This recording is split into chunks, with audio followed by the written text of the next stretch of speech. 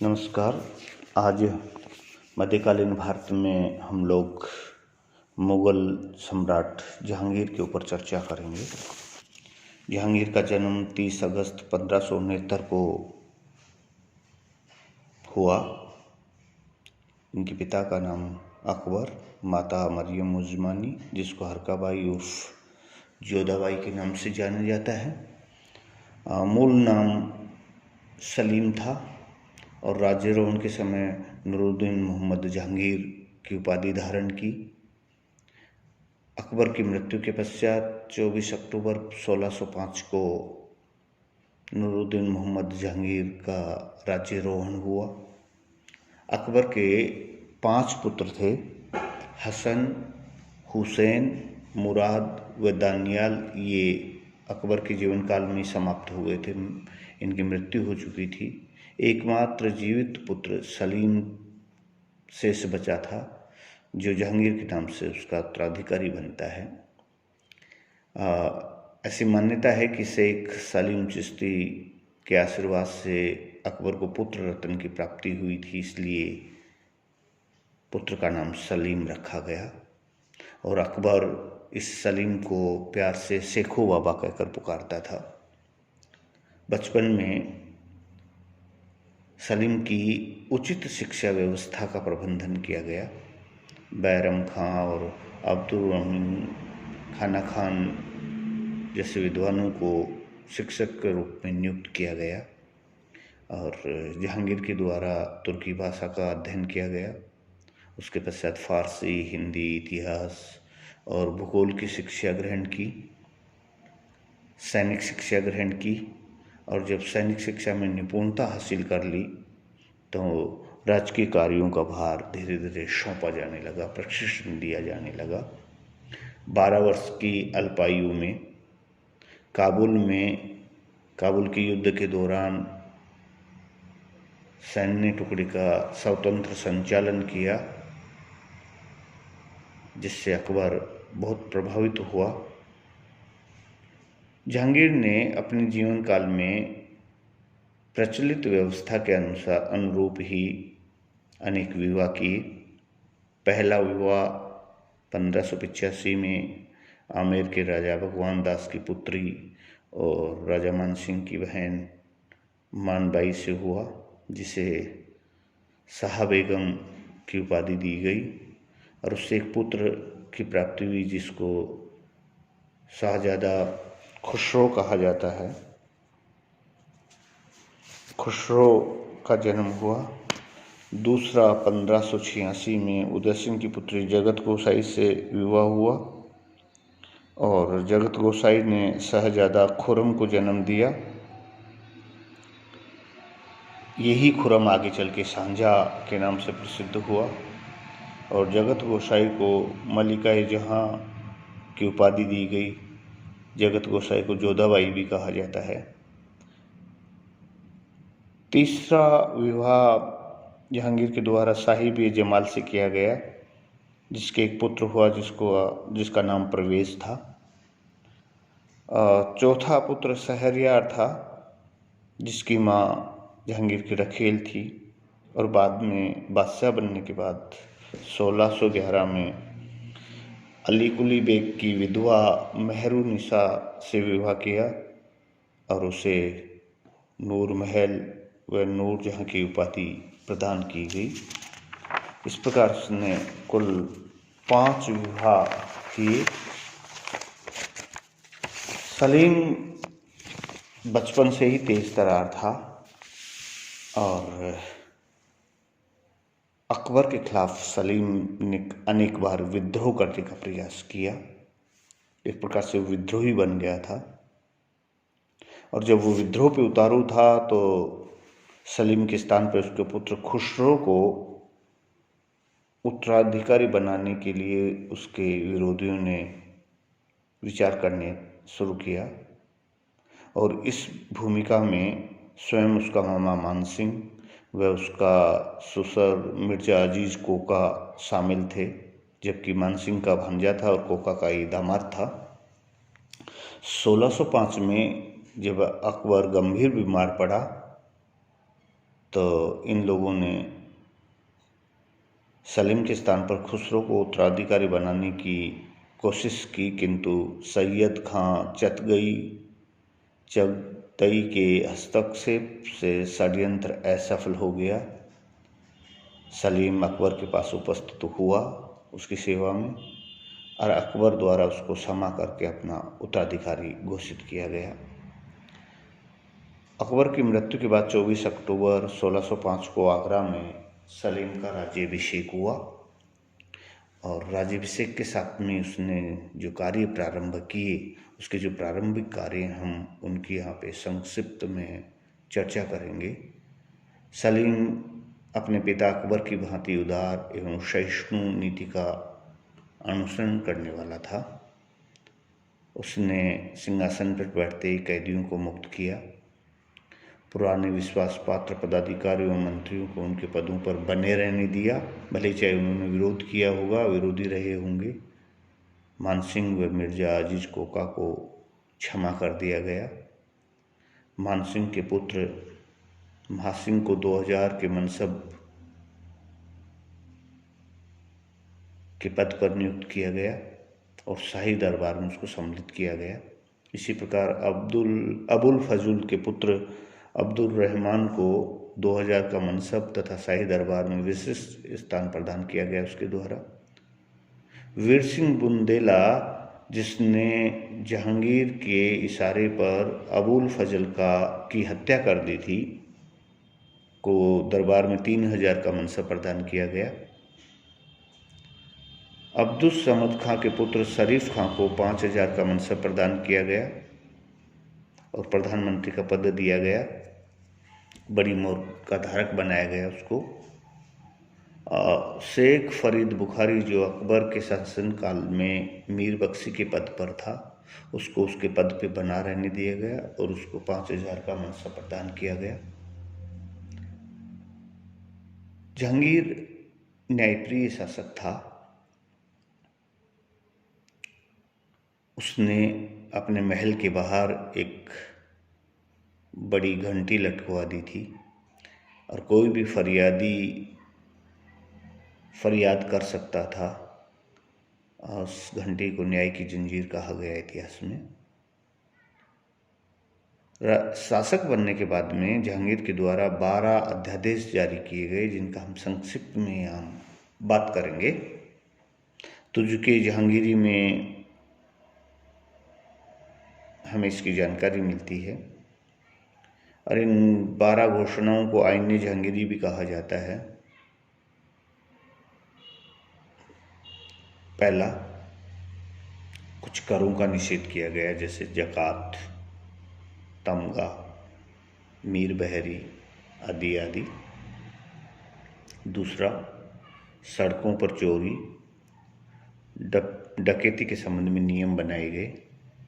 तीसरा, मृत व्यक्ति की संपत्ति पर उसके उत्तराधिकारियों का अधिकार होगा और उत्तराधिकारी नहीं होने की स्थिति में वह संपत्ति राज्य के द्वारा सार्वजनिक भवनों को व तालाबों के निर्माण में खर्च की जाएगी। चौथा, मादक वस्तुओं के उत्पादन व बिक्री पर रोक लगाई गई। पांचवा, राज्य में अंग विच्छेदन का निषेध किया गया। छठवां, संपत्ति पर बलपूर्वक अधिकार करने पर रोक लगाई गई, मनाही की गई। सातवां, चिकित्सालयों का राज्य में उचित प्रबंध किया जाना। आठवां, राज्य में बृहस्पतिवार और रविवार को पशुवध निषेध किया गया, क्योंकि बृहस्पतिवार को जहांगीर का राज्यारोहण हुआ था और रविवार को अकबर का जन्म हुआ था, इसलिए इन दोनों दिनों पशुवध पर रोक लगा दी गई। राज्य में रविवार के प्रति सम्मान प्रकट किया गया। 10वां, जागीरों तथा मनसबों का सामान्य प्रमाणीकरण किया जाना सुनिश्चित किया गया। 11वां, मदद मास का प्रमाणीकरण हुआ, आइमा भूमि का प्रमाणीकरण हुआ।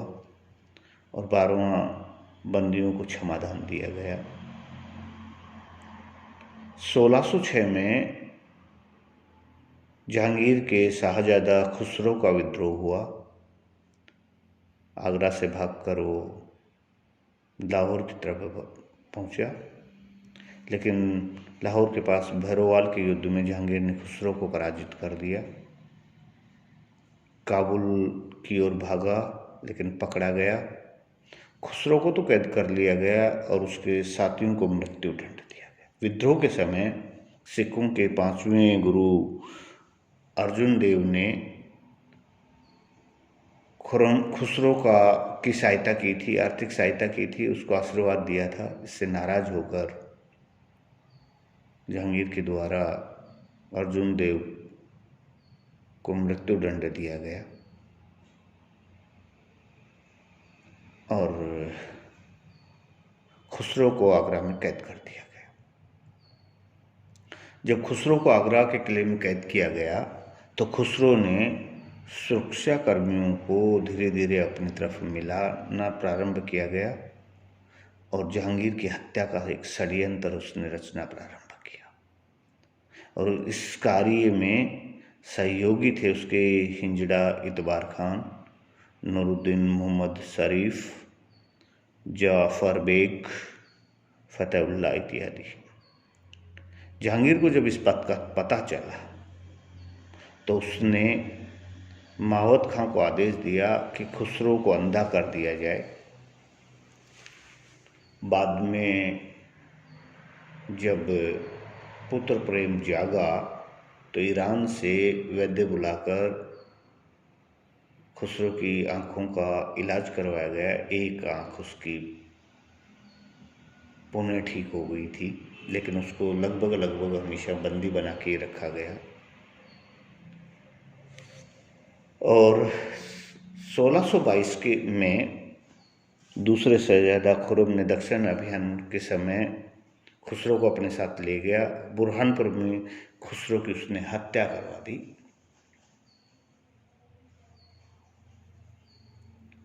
जब खुसरो की हत्या का समाचार जहांगीर को मिला तो उसको बड़ा दुख हुआ। जहांगीर के विजय बयान की अगर बात की जाए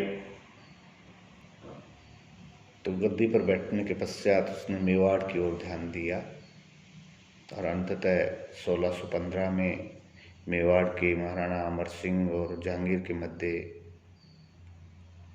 संधि हुई, जो कार्य अकबर अपने संपूर्ण शासनकाल के दौरान नहीं कर पाया। उसको अमली जामा जहांगीर के द्वारा 1615 में पहनाया गया। दोनों के मध्य जो समझौता हुआ उसमें अमर सिंह ने अधीनता स्वीकार की, किंतु वो इस बात के लिए स्वतंत्र था कि वो दरबार में जाए या नहीं जाए और वैवाहिक संबंध स्थापित करने के लिए वो बाध्य नहीं था।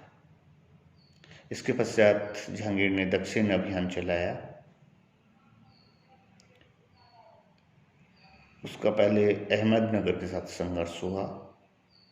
1608 में अब्दुल रहीम की सेना को भेजा गया, लेकिन वो सफलता नहीं मिली उसको। 1610 में पुनः शाहजादा परवेज को भेजा गया, लेकिन वो भी पराजित हुआ। इसके पश्चात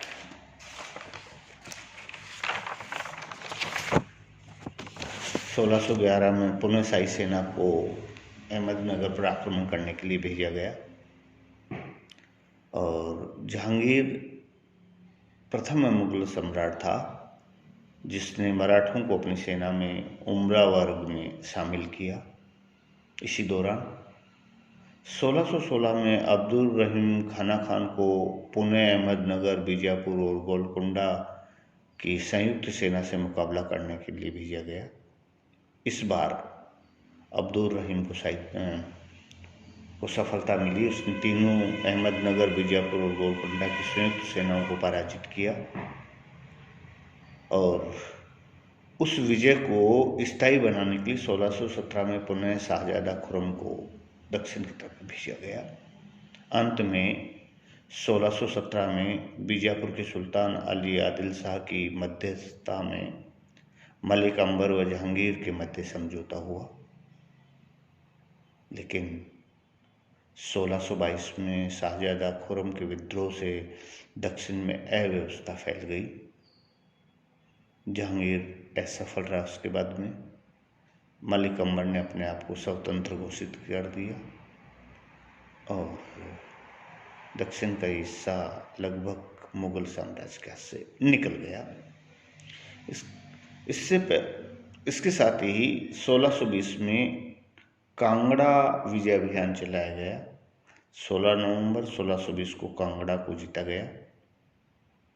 1622 में कंधार विजय अभियान चलाया गया। इस समय कंधार पर शाह अब्बास का अधिकार था। जहांगीर के काल में कंधार मुगलों के हाथ से निकल गया और ईरान के अधिकार में चला गया। यहाँ जहांगीर को पराजय का मुंह देखना पड़ा। हम देखते हैं कि जहांगीर के शासनकाल में अनेक यूरोपवासी भारत में व्यापार करने के उद्देश्य से आए। उनमें पुर्तगाली, डच और अंग्रेज थे। मुगलों से उन्होंने संबंध स्थापित किए, जहांगीर के दरबार में उपस्थित हुए और भारत में व्यापार और वाणिज्य के लिए अनुमतियाँ उन्होंने ली। 1498 में वास्को डी गामा भारत आया था। उसके पश्चात पुर्तगालियों ने आगरा व लाहौर में कैथोलिक चर्च स्थापित करने की अनुमति मुगल सम्राट से ली। मुगल साम्राज्य में धर्म के प्रचार की छूट मिल गई उनको। 1600 में ब्रिटिश ईस्ट इंडिया कंपनी की स्थापना हुई। 1608 में विलियम हॉकिंस जहांगीर के दरबार में उपस्थित हुआ और इंग्लैंड के सम्राट का समाचार संदेश लेकर आया। इसके बाद में 1612 में पाल कैनिंग भारत में आया। 1615 में पादरी एडवर्ड टेरी ने मुगल दरबार में उपस्थिति दी और बहुत सारी सुविधाएं उसको दी गई। फिर टॉमस रो सूरत में उसने व्यापार करने का फरमान प्राप्त कर लिया जहांगीर से। ऐसे समय में इसके पश्चात 1627 में जब जहांगीर कश्मीर के दौरे पे था, वहाँ बीमार पड़ गया। कश्मीर से लाहौर के लिए रवाना हुआ, लेकिन बीच रास्ते में 28 अक्टूबर 1627 को भिम्बर नामक स्थान पर जहांगीर की मृत्यु हो गई। लाहौर में रावी नदी के तट पर शाहदरा नामक स्थान पर जहांगीर के शव को दफनाया